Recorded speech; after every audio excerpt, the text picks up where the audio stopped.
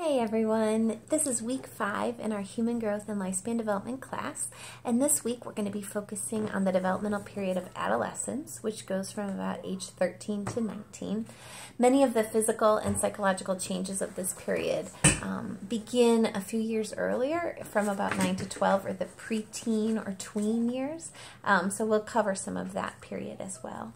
Lots of exciting things happen in this period that we're going to cover, including physical and the cognitive changes that happen in adolescence. We're going to start to talk about adolescent risk-taking, including drug use and abuse, because this is something that sometimes begins in this developmental period. We're also going to talk about identity formation. So adolescence is a critical period when people start asking questions of who am I and what can I believe about the world, and they have a newfound ability of hypothetical thinking, which we'll talk about with the cognitive changes. And so this really prompts them to ask a lot of these questions, and it's a really important process for adolescents to go through. They find that adolescents who just adopt everything that their parents believe are something called identity foreclosed, and that's linked to all sorts of negative mental health outcomes. So we'll talk some about that. We're going to talk about the mental health needs and concerns of adolescents, because there's increases in depression and anxiety in this stage of life, so we'll talk about some of the reasons for that.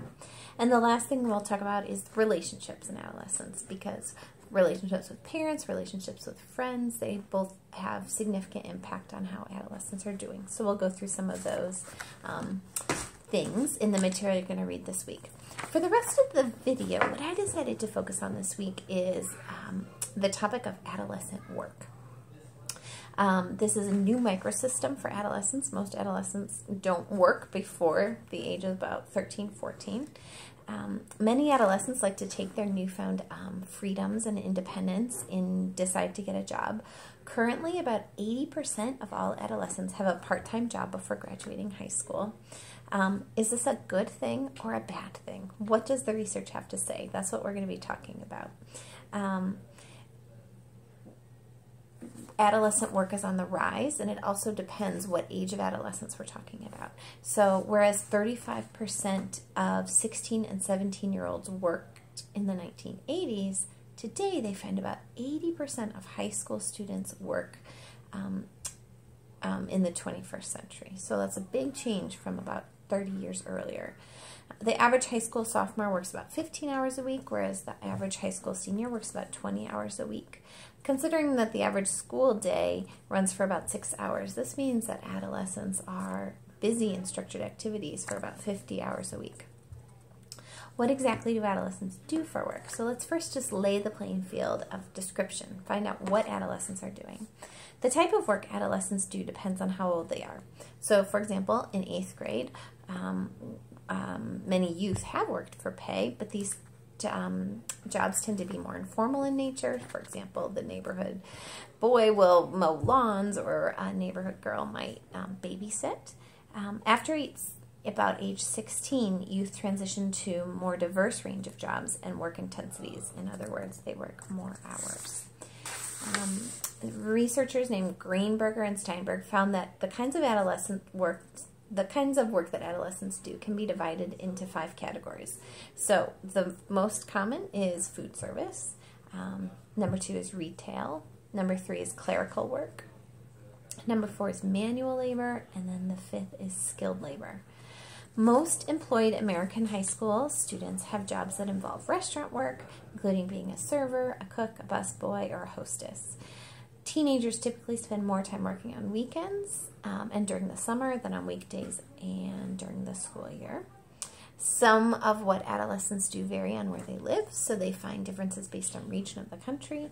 So teens in rural regions are more likely to hold agricultural jobs. That's not surprising. There's also differences based on gender. So boys and girls are both equally likely to work, but what they do differs. So boys are more likely to do manual labor, whereas girls are more likely to be in service positions. Research also suggests that males work more hours and get paid more for their work than girls, which is a trend, unfortunately, we see throughout the entire lifespan of men making more than women. Many proponents of work in adolescence say that there's several benefits of it. So What do they say? First, they say that working as an adolescent can help young people decide what occupations they'd like to pursue later in life and what job characteristics are important to them, such as the degree of autonomy, pay, or chance to help others. There's also the argument that work enables young people to develop soft skills that are valuable to employers, such as being punctual, dependable, and being part of a team. And then lastly, people who are proponents of adolescent work believe that employment can help adolescents because they're interacting with adult supervisors and coworkers in a productive and structured setting, and that develops adolescents' views of the world and views of themselves, and that's all very beneficial. Many of these arguments sound very logical. So does research support these benefits? That's the important question. So let's go through some of that. First, we talked about the types of jobs we have, but I want to talk about some of the characteristics of work that adolescents often have. In other words, the nature of the jobs. Based on the observation of adolescents' work, researchers have found that most jobs that teens held were repetitive, monotonous, not intellectually stimulating, and stressful. For example, anyone who's ever worked in any kind of service industry with the public knows how stressful that can be, and that is often where adolescents are working. Further, they find that adolescents primarily interact in their workplace with other adolescents and not with their supervisors or older adults.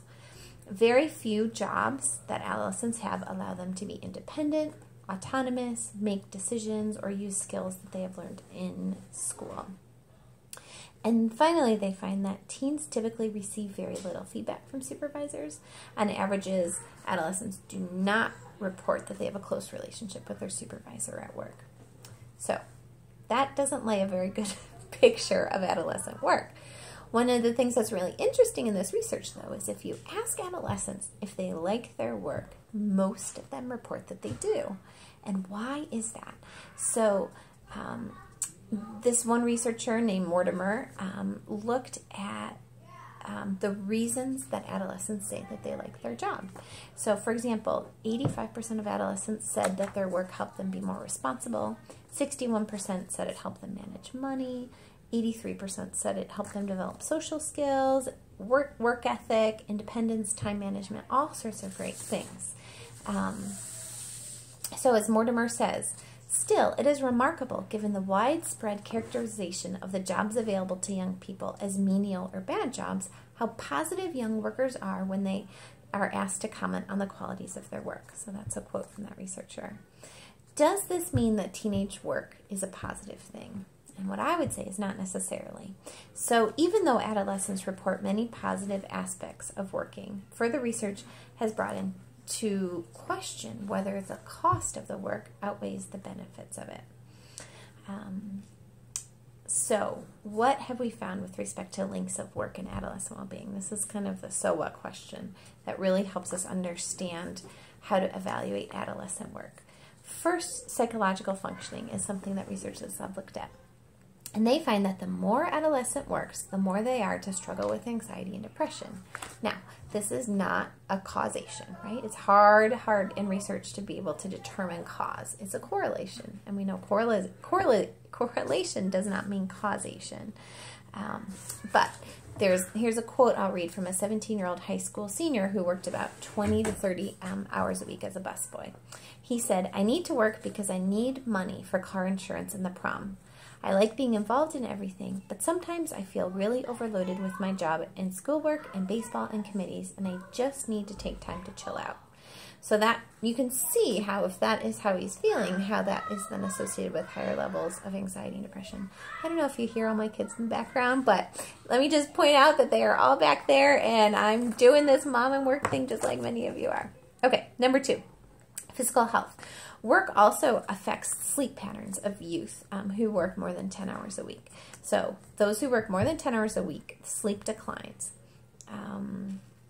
However, we don't see any sleep disruption if youth work less than 10 hours a week. So that's an example of where the amount that they're working really has an impact. Another thing that researchers have looked at is school performance. So working long hours is associated with a lower grade point average, more absent absences from school, spending less time on homework, being less likely to participate in extracurriculars, enjoying school less, and then ultimately later on completing fewer years of college. They have found some association with adolescent work and problem behavior. So one strong and consistent finding is that adolescents who work are more likely to use alcohol, smoke cigarettes, and use drugs, especially if they work more than 10 hours a week. Now, again, we don't know the direction of those effects. We don't know if kids who are doing those behaviors are more likely to work, or if there's something about working that then prompts those kind of behaviors, but we do know that there's an association there. These findings persist into adulthood. So individuals who work longer hours as teenagers drink and use drugs more in their late 20s than their peers who worked less or not at all in adolescence.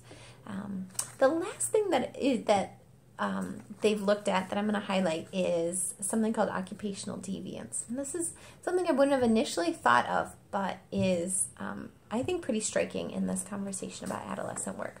So occupational deviance refers to deviant acts committed at the workplace, such as calling in sick or taking things from the workplace. To study occupational deviance, researchers had first-time adolescent workers indicate on a confidential questionnaire how often they did behaviors that are considered deviant at work. And the rates are very high. So these are taking things from employers or coworkers, calling in sick when you're not, working while high or drunk, giving away things for free or for lesser value. And there was more, but that's just a few of them. And they found that over 60% of working adolescents had engaged in at least one type of occupational deviance after being employed for 9 months. They also found that adolescent workers are more likely to endorse these practices compared to adolescents who don't work. So, take all of that research and what do we pull away? How does this information that we've learned about adolescent work, how should it inform parents who are trying to make these decisions about their adolescents, or teachers or counselors, in terms of how they would guide people in this area? So Larry Steinberg, he is a known scholar in adolescence in the developmental field. Here's a quote from him about adolescent work. He said that although teenagers generally enjoy working, there is little evidence that doing so contributes in significant ways to their psychosocial development, and there's some evidence that psychological costs of working outweigh the benefits. The bright side to take away from all of this is that the right kind of job can be great for adolescents. So jobs that involve adolescents learning new skills, like an electrician or an apprentice, have been shown to promote psychological well-being and self-esteem and life satisfaction. So if adolescents are in jobs where they really are building relationships with adults who are giving them a lot of feedback, and they're developing new skills, and they're really exploring potential career opportunities, adolescent work can be good. The unfortunate fact is that most adolescent work is not like this. These kind of jobs are few and far between. So I'm going to end here. I hope you found that information on adolescent work interesting. As always, email me or your instructor if you have any questions about the material that you're learning this week. Thanks so much.